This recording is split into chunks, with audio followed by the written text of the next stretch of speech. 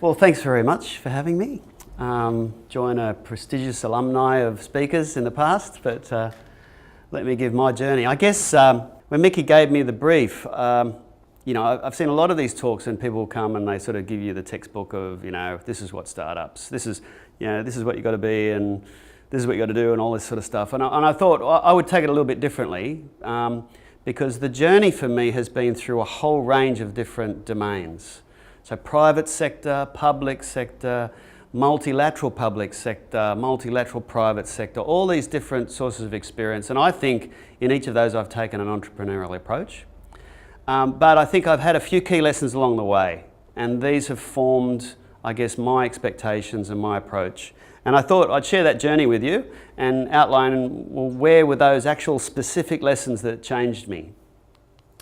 So I guess, what do we think an entrepreneur is? And I think there's a whole range of expectations in our community. This is one definition. You know, entrepreneurial leadership is someone who actively identifies opportunities, gain advantage, blah, blah, blah. You could underline a whole lot of these catchphrases and come up with a very technical determination.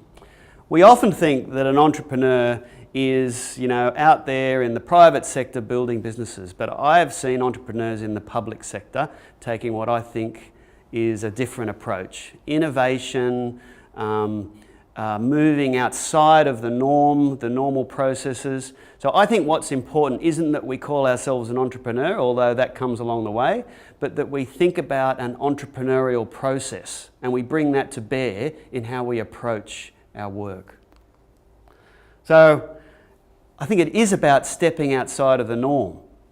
We don't need to think that we are born to have this ability. I think this is just another way of learning about how we approach the things we do.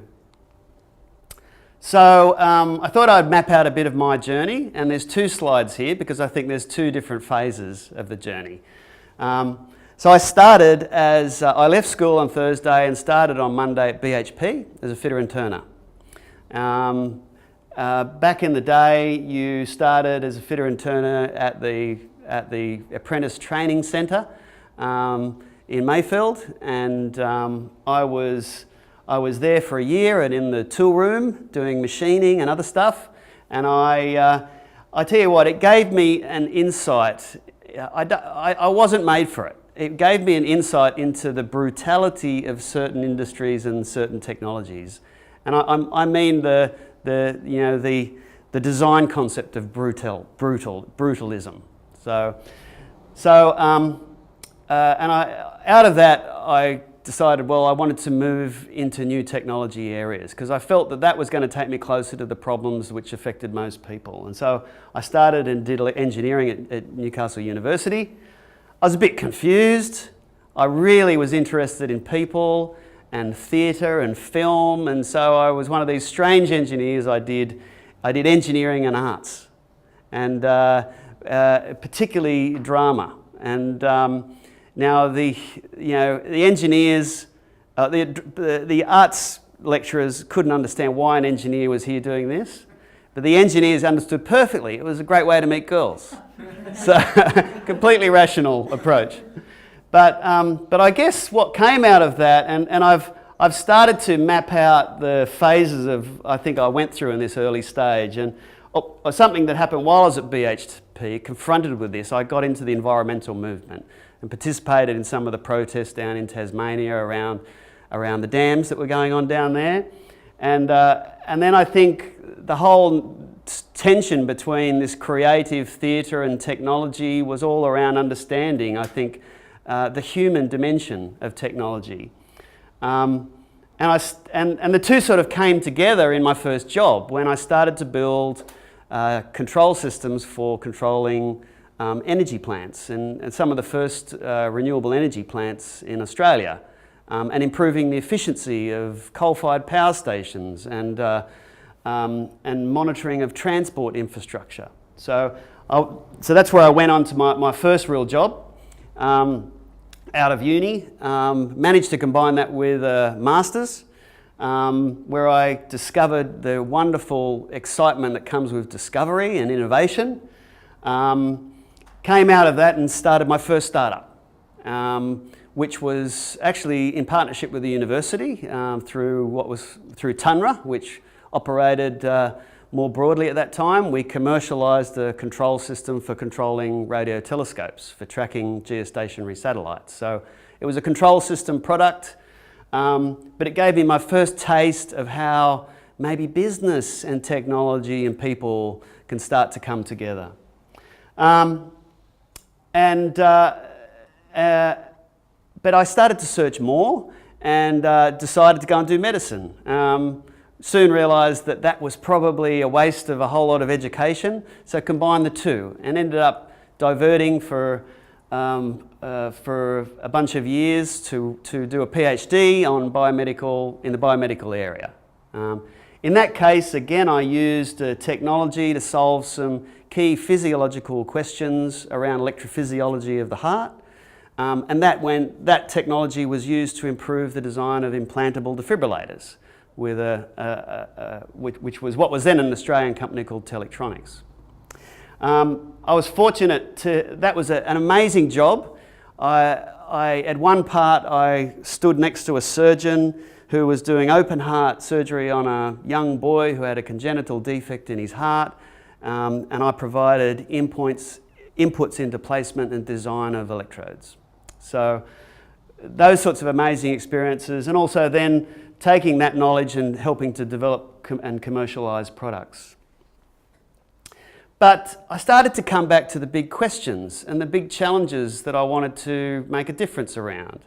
And my early sort of experience in environmental areas and renewable energy, and sort of, I haven't put the years on here, right? But this was in the mid-80s, and this here is in the late 90s. And really, the whole question around climate change was starting to become much more significant.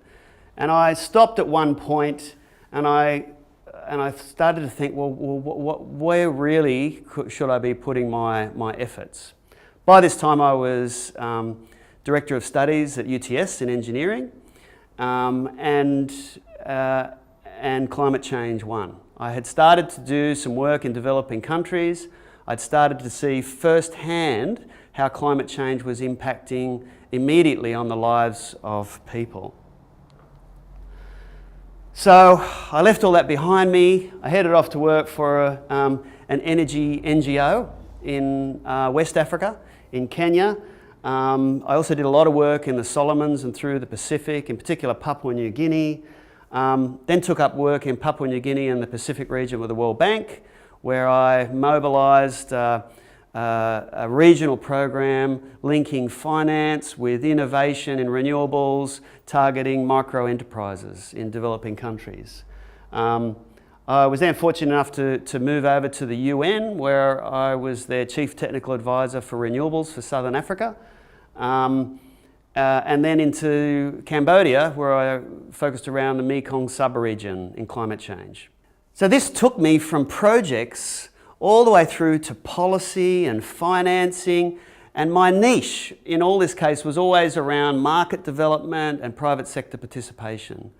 And I guess I came out of the end of this thinking, wow, you know, the private sector, in particular the small scale technology focused innovators, have got a real place to play in transforming and delivering on our challenge with climate change.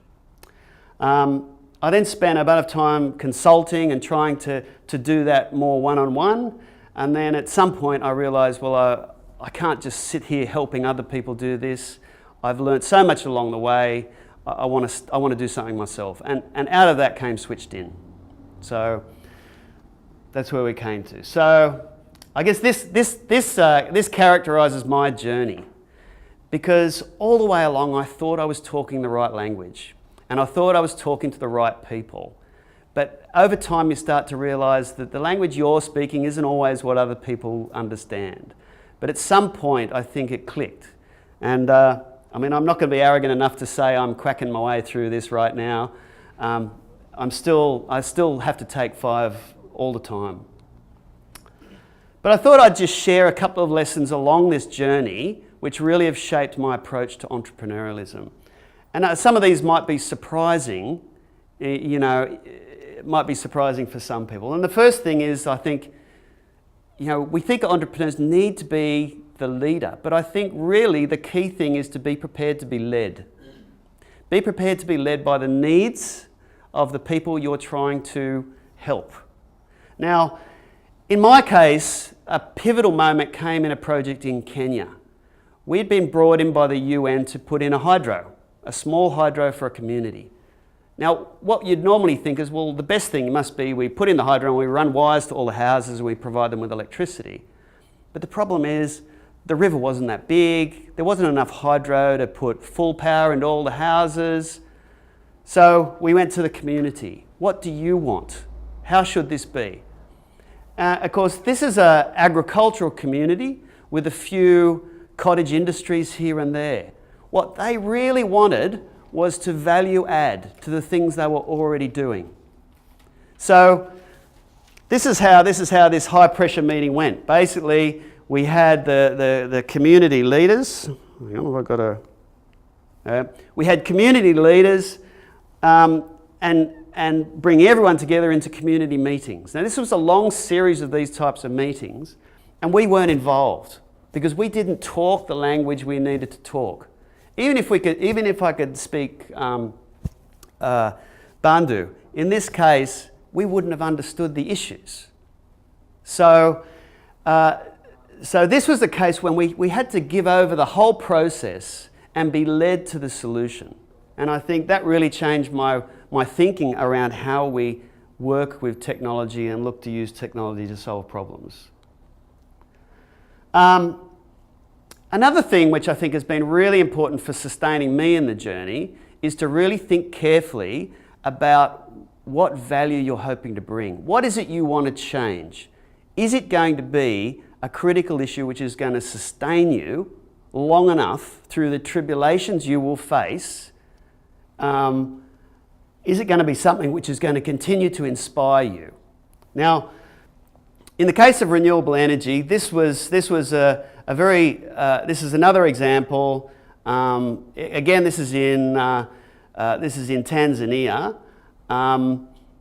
This was a case where it was another small hydro project, and this was a case where the hydro project was able to deliver very specific benefits to people's livelihoods. So this is what people used to do in order to prepare a meal. You'd stand out in the sun pounding maize to create maize meal, and you'd bake it into a cake. This is what people did to listen to the radio, hook up an old car battery, or to have a bit of extra light. In the meantime, they're spending a third of their income on kerosene and transport and other things, which we take for granted when we have modern communication and modern light. Or trying to work with hand tools to produce furniture to generate income. Or kids taking time out of school to carry water to bring back to the house. So what came away from here was really the renewable energy, distributed energy services, which are close to where you live, can bring about fundamental changes in our local economies. So you might think specifically about individual projects, but you need to have that grander vision. And I guess the lesson that brought me to this realisation came from Bougainville.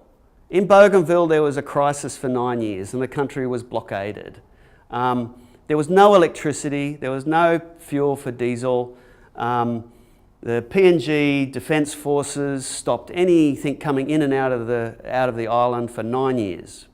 I was involved here in terms of helping some of those isolated communities, both in terms of delivering health services and also in terms of providing renewable energy. And there's this great story of this young electrician who was trained at the mine prior to the conflict, and took that training and was able to manufacture a little hydro turbine. He got an electric motor from a washing machine, and he got an inner rim from a car and welded some plates on it. And that's not exactly the first one he made, but that's one of the ones he made early on. So this is a little homemade hydro turbine, a bit of pipe. Water comes down the hill, drives the turbine, turns a generator and makes electricity. That's pretty fantastic. You know, homegrown innovation.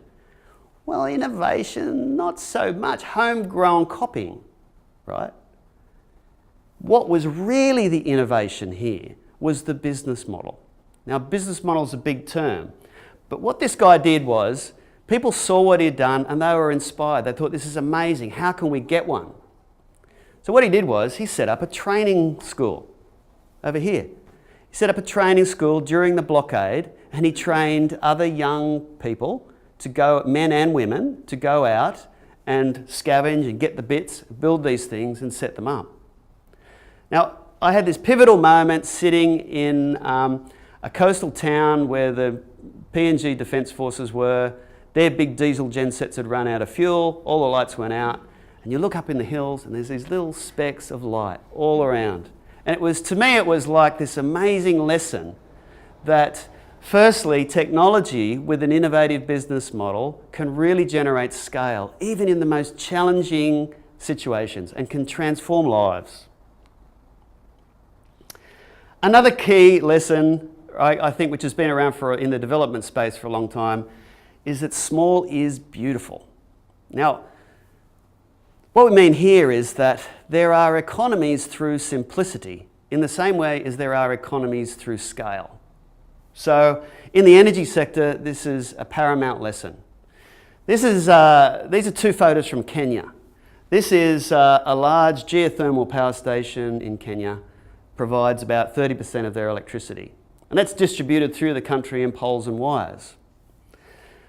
This is another project we did in Kenya where one of these poles and wires went straight across the village, but no one could afford to connect. It would have taken a transformer and then connecting in the wires and all that stuff, much too expensive for anyone in that village to connect. This project used a very small stream they had and a hydro turbine made by repurposing a water pump. So running the water pump in reverse created electricity. This whole project was tiny. It was 1.5 kilowatts, which is a tiny amount of electricity. But when used wisely, that enables to put 2 lights and a radio socket, which met the immediate priority needs of those households. The whole project cost $2,200 US. The village was financed into it by a microfinance loan and paid it off within 6 months.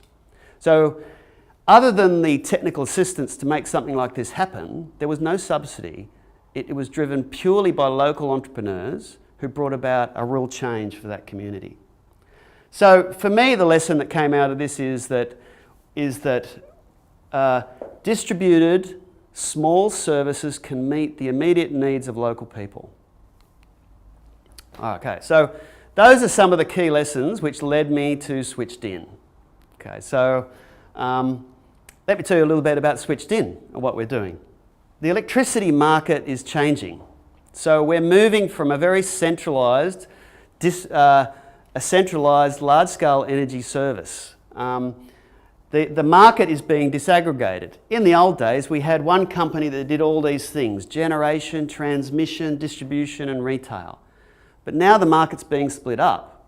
So generation is now done by separate people, transmission by separate, distribution, retail, all by separate entities. But the key differentiating thing is that energy only flowed one way. It was the big power station that we had here in Kenya on the left. The big shift that's happening with renewable energy is that we've now got the capabilities for the customer to start to participate in this market. So not only we've got energy flowing down to the customer, we've also got energy flowing back the other way. And this is really changing the way this whole market will work. And battery storage is also a key enabler. And both these things are coming in. So distributed energy resources and storage are coming in at the distribution level and at the customer side. And it's really transforming the shape of this market. The other key driver for change is that the cost of electricity of the centralised infrastructure is escalating. Demand was forecasted to increase, but it's not. it's plateaued, and over some periods in the last few years it's actually dropped. But the investment continued, and as a consequence now we're going to pay a lot more for our electricity going into the future than we would have otherwise had to do. I mean, even immediately now the networks have just won their fight with the regulator, and we're going to see even further increases coming in the near term. Part of the problem, solar has been a great enabler because it delivers electricity at the site that you use it. But solar only happens when the sun shines. So it's been limited in terms of the extent that you can use it in our broader electricity system. Batteries have the potential to change that, because batteries give us the ability to store some of that solar energy and use it at the times when we most need it. So it's further empowering the consumer in this marketplace, or it can. But batteries are on a technology trajectory of their own. This is an interesting study looking at the payback period versus the cost of batteries for typical households in Australia. And as you can see, obviously, as the cost comes down, the payback period decreases. Now, of course, one would expect this is going to increase the amount of houses that actually can afford to take them up. And at the end of last year, this is about where we were. You know, really there was an addressable market of 100,000 batteries or so. More recently, we've started to approach this sort of addressable market potential. When we get up to this sort of pricing, the cost of these batteries is going to start to hit grid parity. And then we're expecting the sort of potential in Australia to be almost a third of households. A third of households, by the time we get to this price, could have batteries in them. So how far off is this? Well, more recently Tesla released their new battery, and this is where we are right now. So we are on the verge of a transformation in this energy space.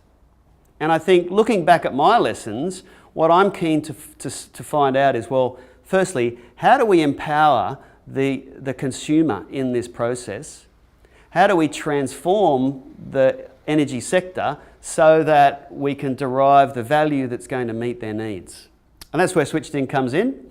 We've built an Internet of Energy solution because the key factor to making these small systems work as a whole is being able to coordinate and help that partnership with the networks. So SwitchDIN, we have a little embedded controller unit which we stick in the plant, and that connects the system to the internet, and then through the internet we can coordinate lots of small systems together as if they were one large system. So this is really about bringing the small parts together to bring power through collaboration. And we provide a cloud-based platform to make that possible. We enable smart management of that fleet. And these are the sorts of benefits which we can get. So improving supply security has terrific potential when production is linked to access to electricity. We're also enabling councils and cities to coordinate their infrastructure. We're providing support into the networks. In particular, we're working with Ergon and Energex in their Queensland battery trials. And we're also supporting the operation of microgrids around the country. And this is a case study for one isolated microgrid in Victoria. So at this point in time, we're a team of 7 people. We're working with some of the majors in the space. We've got 96 distributors nationwide for our product, and in 2017 we'll be launching in the US. In particular, in this end of the journey, some of the experiences with SwitchDIN, I think, which have been really important, have been around finding the niche. So within the bigger picture, within the vision for what the change we were looking to bring, finding the niche that made sense for SwitchDIN to add value. Collaboration. See yourself as part of the bigger picture. Be prepared to open and work with others who are also trying to solve these problems. Be prepared to be led. Your customers can be mentors. Be prepared to be led by what they have to share with you. And be prepared to be real. Many startups will give you the fake it till you make it mantra, and that is a trap. So SwitchDIN is now, we're still very much early stage. As you can see, we've gotten to the point where we've been able to validate our product in the marketplace. We've raised seed funding, and we're now in the middle of a Series A capital raise. So a big part of this capital raise will be about driving scale. So this is the journey that I've been through, I guess, mapping out that SwitchDIN isn't something that's emerged as out of the blue. It's come as part of a lifelong journey. And I think my approach to entrepreneurialism for this business and others has been founded in the real experiences I've had along the way, as I'm sure it is for you as well. So, thanks.